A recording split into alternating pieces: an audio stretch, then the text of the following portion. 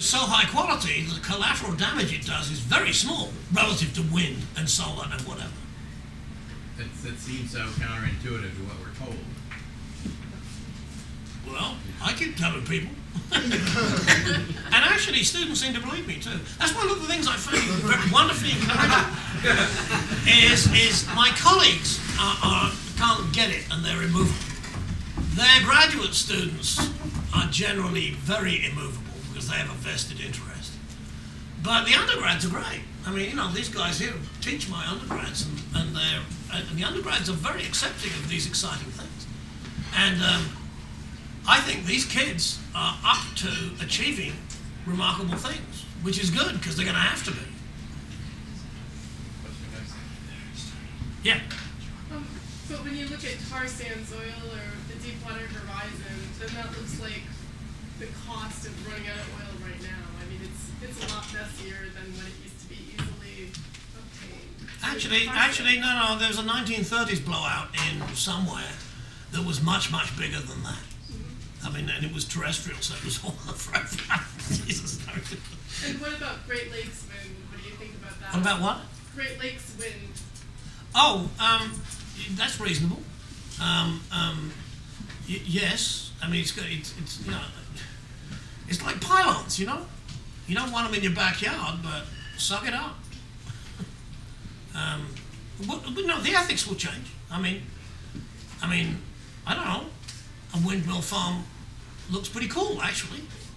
I mean, I do understand that we need to be very careful about how close people are to those things with noise damage. Yeah. But I'm not at all sure. I mean, we need to. When I suggested that it was the difficulties there were largely psychological, everybody was all over me, and they said, "Have you been to a wind farm?" No, scientists don't go to the wind farm. Scientists get data about the wind farm. I mean, anecdotal stories are exactly what I should not listen to. It's donations from the realtors that are preventing wind in Wisconsin right now. I mean, that's my opinion. Well, and history on it. I bet there's a couple of PhDs in that. And until I've read them, I'm going to be cautious. But that it's bound to be some complicated, funny version of counterintuitivity, working things out. Yeah, sure.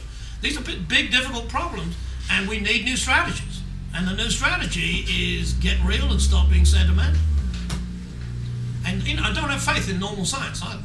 I mean, it'll do some things, but not a lot of others. Mine. I've got a should question. Should we make the windmills fireproof so we can still burn prairie around them? Or savanna or something like that? Yeah, well, that's right. Yes, I mean, yes. There's there's lots of things we can do. A wonderful person who they didn't hire, but they damn well should have done. Laura Johnson, and she said we can't get back to Iowa prairies. But the thing about Iowa is it's 99% intensive row crops. If we can just get them back to profitable grass farming for 10%, the wonderful effect on prairies, they won't be prairies, they will be prairie plants surviving in these grazed landscapes. So there's lots of compromise in there. And there's good smart moves to make too. I mean, work out the larger structure. One of the reasons why regular ducks are such bad news is because they eat corn and crap in the lake. As opposed to the canvasback ducks, who used to eat celery and fly away. So those lakes, they were very shallow, but absolutely pristine and beautifully clean. And so, you know, there are subtle strategies that we can use. Steve Tomford, who sometimes comes here, that's his research. So, it's subtle, complicated. We need to be aware. We need to be casting around. We need to be creative. And when we can't solve it, stop preaching. Just say, well, we can't solve that, but that leads us to this, which we can address. Yeah? You implied a number of times that models either aren't useful or even counterproductive at times. No. In trying to resolve problems. Oh. No. Okay. Models improve narratives. Okay. Right? the narrative is the course of action and it becomes improved. See, the thing about, I've got a thing on narratives, it's quite counterintuitive. Models are zero-dimensional in parameter space, right? In other words, the parameters, da-da-da-da-da. If you're doing aerodynamics, there's a number 4 for the drag. It's gonna be there, right? And so those models are fixed to a point. Now, the first thing you do is to start setting up thought experiments. And as you do thought experiments, you can then begin to say, well, I'm not sure, but our narrative has to go through this point, that point, and that point, and it presently goes there, so we're going to move the narrative so it changes. So that improves it. That's just the first thing. The thing about coded systems, and they occur in biological schemes, is that they're rate independent, and the effect of that is remarkable. Because what it means is you can make predictions. So biological systems freeze the past and then apply it to the future. And they do it through a process of coding.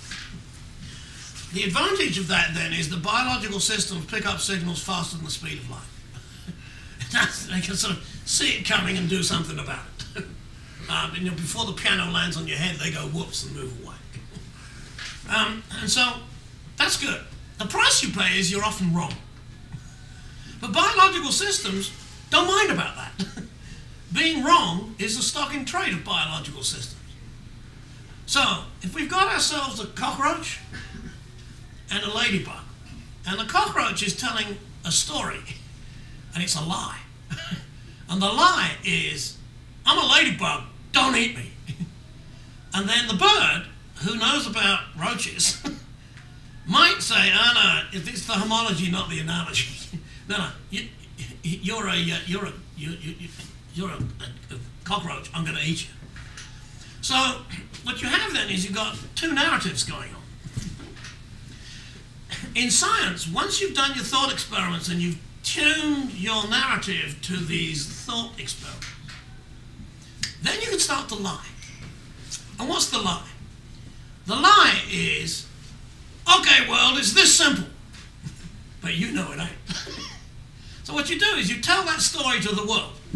And that's like the bird, that's like the roach, telling the story to the bird. The roach doesn't have self-knowledge.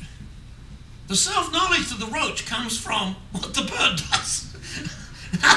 They go, oh! So the bird tells you this story, which is, once upon a time there was a roach and damn it, I'm going to eat it. Or the bird makes a mistake. Whereupon you have mimicry. So mimicry is one guy making a mistake and another guy taking advantage of it. And when you're doing a scientific experiment, you say, it's this simple, and you know it ain't. And you ask the world. Whereupon the world goes, pff, or pff. And if it goes, pff, you say, well, I can't get away with that story. And so it's how the world responds to your lies that tells you whether you can get away with your lies. It informs you about self-knowledge in your assumptions. Because you make your assumptions, but you're not sure about them, but your experiments let you do that. And therefore, science moves forward at that level in a three-dimensional space. The narrative, the models, the lie, the interpretation of the lie. And then since we keep on changing our story, science moves forward in a four-dimensional narrative, right? So, and notice the models are crucial in there. Absolutely crucial. They're going to break down, but that's okay. Buzz Holling had this wonderful model of spruce budworm. He said, I hate it, Tim. I said, why? I love that model. He said, I can't get the damn thing to fail. See, scientists find things out when they find they can't get away with that story. And, there's an awful lot of... it amazes me that science works as well as it does. I mean, one imagines that predictions tell you about the world. Predictions merely makes your narrative more convincing. And the thing about a convincing narrative is it leads to commensurate experience.